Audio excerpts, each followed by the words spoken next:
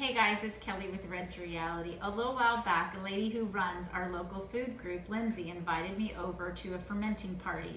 I'd always been a little intimidated by the process and thought it was going to be really hard, and she assured me it wasn't.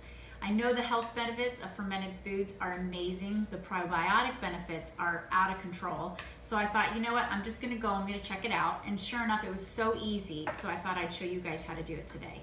But first I want to tell you, by no means am I an expert in this department whatsoever. And these are what these ladies showed me how to do. I got the bubble and the fermentation down, and so that's what I'm going to show you how to do today.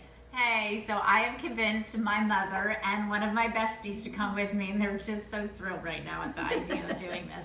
So Jamie actually is a friend of mine, and she's not a big carrot fan. And unfortunately, when you come into my house and I have something new, I make you try it whether you want to or not. And so I'm like, here, try a carrot. And she was nice and she did it. And actually, she ended up loving the fermented carrots. So now she's a fan, so she's over here fermenting with me today. My mom has an autoimmune disease, and the fermented foods and the probiotic benefits are amazing for her. So if you've got any type of autoimmune issue, or for me who just likes to be crazy healthy, or you make your friends try fermented foods, but if not, go on Google and Google why I should eat fermented foods, and you'll have more information than you could possibly imagine. All right, so I've kind of cheated a little bit, and I have, well, actually I should say my dad grated all the carrots and cut them for me. I'm literally having a family affair today. But what you want to do is you want to cut your carrots and make sure you leave a good, I'd say, 1/2 inch from the top. And you want to make sure that you pack your carrots so you literally can shake the jar and your carrots are not moving. The more the pack they are, the more bacteria and the more that your carrots are going to bubble. All right, so right now my mom is actually packing her carrots. We like to keep the jar on the side, and my girlfriend Lindsay told me it's a great way to keep smushing the carrots down and putting them in. And when you get pretty full, that's when you put it up here, and it kind of becomes like a working puzzle almost. You keep pushing the carrots down until you just cannot put any more into the jar. Same goes for green beans, the same goes for asparagus that we're doing today. Just make sure there's absolutely the least amount of room possible in that jar. Even when you think you packed it as much as you can, there's still room. Yeah, she's been going for a little bit here.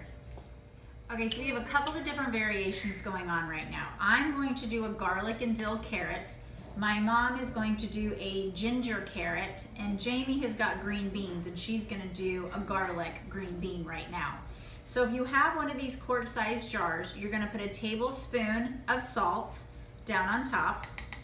And if you're doing one of these smaller jars, you're gonna do a teaspoon on that jar. So there's your tablespoon, put that down. And then I'm gonna put a couple of cloves of garlic. This honestly is how much garlic you want in it. There's no, science behind that. And I love the idea of dilly carrots. So I put a bunch down on top of there. So she wants some. Did you want any dill? Last time you made this for Yes, me? I did. Okay, Yep. so I'll add that as well. Yep.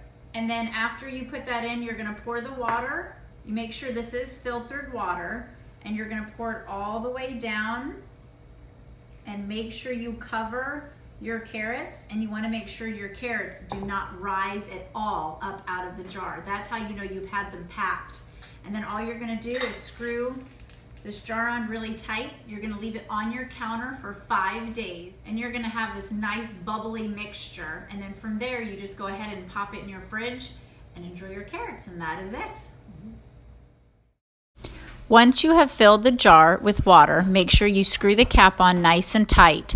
Shake the jar a few times upside down to make sure the salt is all dissolved and equally distributed.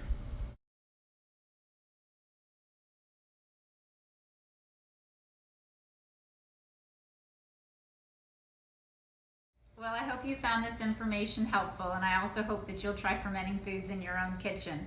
Please remember to follow me on Facebook and Instagram, both at Red's Reality. Also subscribe to my YouTube channel at Red's Reality, and all this information will be up on the blog, so check it out under the food category at redsreality.com. Thanks so much, guys, and I'll see you again later.